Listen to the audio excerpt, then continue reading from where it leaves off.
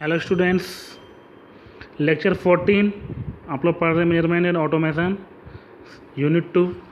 चलिए आज का टॉपिक स्टार्ट करते हैं। नेक्स्ट,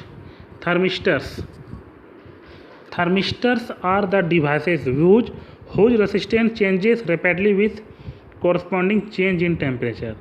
कहने मतलब यह कि जैसे जैसे टेम्परेचर चेंज होगा रैपिडली, तुरंत, फास्टली रेसिस्टेंस भी उसका चेंज हो जाएगा। उसके अकॉर्डिंग टेम्परेचर चेंज हुआ उसके अकॉर्डिंग रेसिस्टेंस भी चेंज हो जाएगा। उस डिवाइस को कहते हैं थर्मिस्टर। और रैपिडली चेंज हो तो थर्मिस्टर कहलाएगा डिवाइस। जैसे एग्जांपल में आप लोग जैसे ऐसे भी तो बता चुके अभी कि अभी जस्ट प्रीवियस लेक्चर में बताया था, टेम्परेचर इंक्रीज तो रेसिस्टेंस भी इंक्रीज, टेम्परेचर डिक्रीज तो रेसिस्टेंस भी डिक्रीज। क्लियर है? लेकिन बस यही अंतर है कि टेम्परेचर इंक्रीज तो रैपिडली, तुरंत, टाइम ना ले, ज़्यादा टाइम ना ले, एकदम तुरंत 0.02 सेकेंड, एकदम पॉइंट में सेकेंड में ले टाइम और चेंज हो जाए वो भी, रेसिस्टेंस भी, तो वो कहलाएगी थर्मिस्टर डिवाइस। जैसे एग्जांपल में आप लोग रेफ्रिजरेटर, ओवन ये सब में इस्तेमाल करते हैं। तुरंत अगर कम करना चाहें तो कम हो जाती है ओवन का टेम्परेचर, तो वहाँ थर्मिस्टर डिवाइस भी लगी रहती है, उसके अकॉर्डिंग वो भी चेंज हो जाती है। ठीक है, चलिए इस तरह का देखिए शेप है। आप लोगों को नोट्स में सिर्फ लिखना रहेगा तो यही लिखिएगा बस, ओनली ये लाइन यही पे लिखिएगा। चाहे तो यहाँ लिख लीजिएगा एग्जाम्पल में ओवन, यहाँ तक लिखिएगा।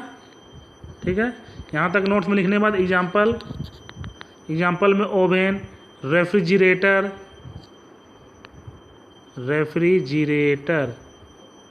ठीक है, आप लोग लिख लीजिएगा, बस इतना लिखिएगा।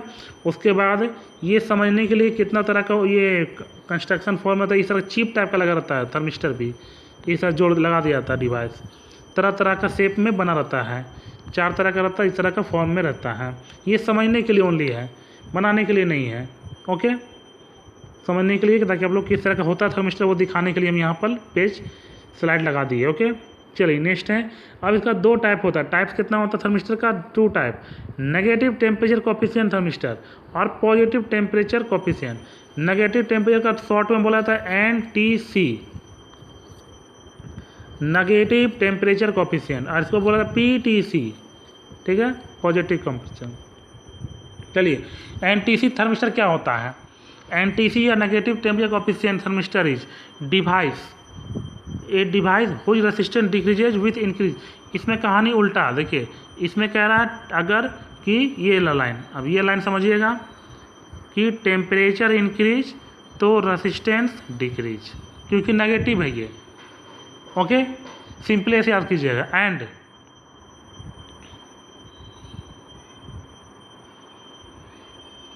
ठीक है, बस यही याद करना आपको, नेगेटिव में एंड में वही कहानी लिखा हुआ, डिक्रीज इन रेसिस्टेंस, डिक्रीज तो हो ही रहा है, इंक्रीज, मतलब यही लाइन लिखना है आपको। टेम्परेचर इंक्रीज तो इसमें रेसिस्टेंस इंक्रीज नहीं होगा, इसमें रेसिस्टेंस डिक्रीज होगा, उल्टा करना है। क्लियर? आप तक बता रहे थे कि टेम्परेचर इंक्रीज तो रेसिस्टेंस भी इंक्रीज, लेकिन ये इसमें नहीं लिखना, इसमें टेम्परेचर इंक्रीज तो रेसिस्टेंस डिक्रीज, तो ये हो गया NTC। जो नोट्स में लिखना, कहाँ तक लिखना आपको? नोट्स में देखिए यहीं तक लिखना है बस। क्लियर है? यहाँ तक सही है, ये वही चीज़ रिपीट हो गया। PTC में क्या लिखना है कि टेम्परेचर इंक्रीज तो रेसिस्टेंस डिक्रीज नहीं, रेसिस्टेंस भी इंक्रीज होगा, दोनों इंक्रीज तो पॉजिटिव, जो कि बताते आ रहे थे अब तक। हुई resistance increase with increase in ambient temperature, वही चीज़ लिखा हुआ है। ठीक है, क्लियर है? बस आप लोग को याद कर लेना है, ऑब्जेक्टिव में खास करके बहुत काम देगा। चलिए नेक्स्ट टॉपिक अब है इसमें थर्मोकपल। चलिए थर्मोकपल समझते हैं अच्छे से, फिगर के साथ है। तो देखिए थर्मोकपल क्या करेगा, सिंपल ये भी इसका काम है टेम्परेचर मेजरमेंट करना।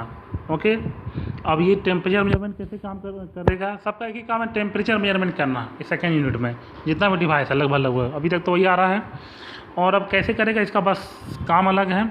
चलिए पहले फिगर समझते तब इस सब लाइन को पढ़ेंगे क्या करके।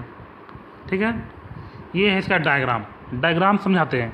देखिए 2 वायर लिए, पहले एक ब्लू लाइन से आपको दिख रहा होगा, वायर टाइप ए नाम दे दिए। एक वायर है रेड लाइन से दिख रहा होगा आपको, जो कि ये है, देखिए इधर का वायर टाइप B नाम दिए, वायर टाइप A नाम दिए हुए हैं। ठीक है, 2 वायर लिए हैं, इन दोनों को यहाँ पर जोड़ दिए हैं। ठीक है, जिसका नाम है हॉट जंक्शन। इस जंक्शन को नाम दे दिए हॉट जंक्शन। हॉट क्यों बता रहे, देखिएगा यहाँ पर हॉटिंग प्रोसेस दे रहे को। और एक यहाँ जंक्शन है, देखिएगा इन दोनों का जो डिस्टेंस है यहाँ से यहाँ तक, तो ये पूरा जो जंक्शन है एक यहाँ मिलाकर कोल्ड जंक्शन, मतलब कोई यहाँ हीटिंग प्रोसेस नहीं, ठीक है, कोल्ड जंक्शन रहेगा। और यहाँ से जोड़ दिया गया एक तार millivolt. Millivoltmeter सुने, वोल्ट मीटर नाम सुने हो, मिली वोल्ट छोड़ दिए, वोल्ट मीटर नाम सुने, उसका भी वायर निकल रहा था 2 गो, तो यहाँ से जोड़ दिया जाता है, एक इस वायर से, रेड वायर से, एक ब्लू वायर से। क्लियर है, इसका नाम है कोल्ड जंक्शन। ये है हमारा डिवाइस वोल्ट मीटर। वोल्ट को मेजरमेंट करके कन्वर्ट करेगा टेम्परेचर में, तो वोल्ट मीटर वोल्ट को कन्वर्ट कर दिया मीटर टेम्परेचर में। देखिए यहाँ टेम्परेचर का वैल्यू देगा, जो भी वोल्ट यहाँ पर मेजरमेंट होगा, मान ली 10 वोल्ट, तो उसके लिए टेम्परेचर बना हुआ है कि इतना होगा, जो भी होगा दिस डैट, मतलब बना रहता है, मतलब ये तुरंत टेम्परेचर बता देगा फिर। क्लियर है। तो चलिए अब इसका वर्किंग क्या है, ये कंस्ट्रक्शन बता रहे क्या क्या लगा हुआ रहता है, ठीक है। यही चीज़ पहले पढ़ लीजिए, यही चीज़ अभी बता रहे थे हम कि देखिए यहाँ पर आप रीड कर लीजिए कि it is made of with 2 wire of different metal. 2 different metal का 2 वायर रहता है, joint together at 1 end to form a junction, जो कि साथ में जुड़ा रहता है एक किनारा पर, जो कि एक फॉर्म माने बनाता है जंक्शन। यही डायग्राम में समझाया है, 2 वायर डिफरेंट वायर लिए हैं अलग अलग, जो कि जुड़ा हुआ है। It works on the principle of change in thermal resistance of 2 dissimilar wire. मतलब ये किस सिद्धांत पे काम करता है कि चेंज इन थर्मल रेसिस्टेंस, जो भी थर्मल रेसिस्टेंस इसका चेंज होगा दोनों डिसिमिलर वायर का, उस सिद्धांत पर कैसे काम करेगा वर्किंग में क्लियर कर देते हैं। जिससे क्या होता है, जनरेट मिली वोल्ट सिग्नल, एकदम मिली वोल्ट सिग्नल प्रोड्यूस होगा, ठीक है, जो कि वोल्ट मीटर में हम लोग मेजरमेंट करके फिर टेम्परेचर निकाल लेते हैं। क्लियर है। चलिए अब आते हैं इसका थोड़ा सा वर्किंग प्रिंसिपल कि देखिए यहाँ से हीटिंग प्रोसेस दिए, मान लीजिए कैंडल ही है, रख दिए, जला दिए, जल रहा है, तो हॉट जंक्शन, इसी नाम पड़ा हुआ हॉट जंक्शन। कोल्ड जंक्शन में क्या होता है, एक कांस्टेंट टेम्परेचर मेंटेन रख देते हैं, यहाँ पर कोई टेम्परेचर बढ़ने नहीं देते ना घटने देते, बस कांस्टेंट। क्लियर है। तो इससे क्या होता है हमारा कि जैसे ही टेम्परेचर धीरे धीरे बढ़ता है हमारा, तो हॉट होने लगता है। जब हॉट हो गया जंक्शन, जैसे ही हॉट हो जाता है हमारा ये जंक्शन,